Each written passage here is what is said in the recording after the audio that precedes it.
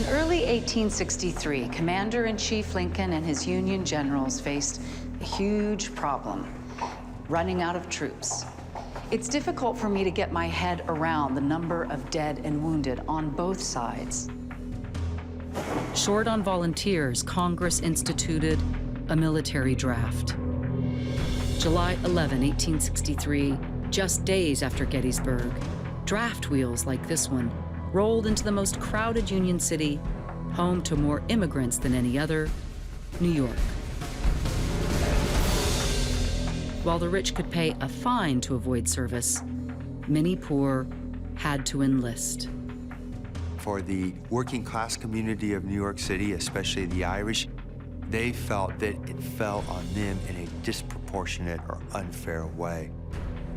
From the bottom rung of white society, Irish immigrants, the poorest New Yorkers, had a long and violent history with the only group below them, African Americans. Fears that newly freed blacks would pour into the city and take jobs from whites reached a boiling point.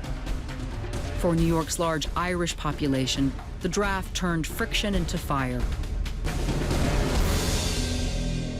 The fear was that many people saw that draft as, oh, you are now forcing us to fight for the freedom of Black Americans. And in New York City, a riot breaks out.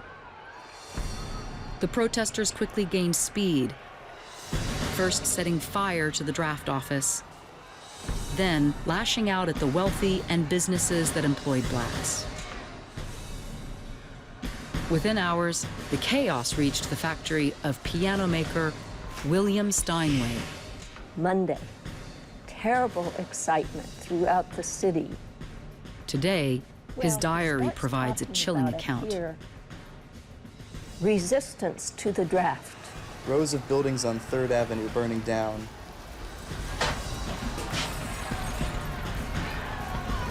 When the mob arrived on their doorstep, Steinway's brother, Charles, paid them off.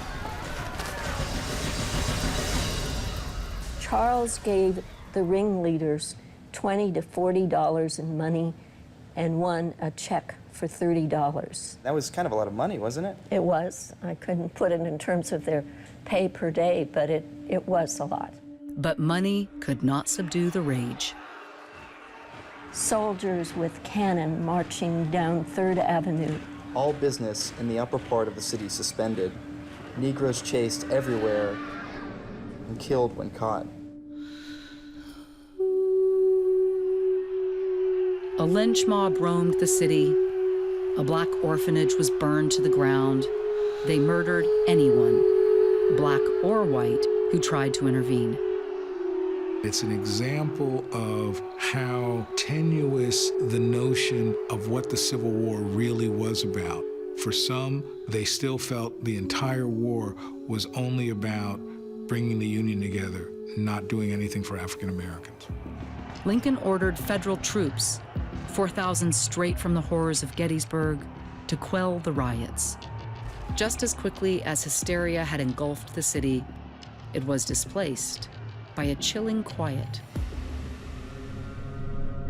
The final death toll, 120.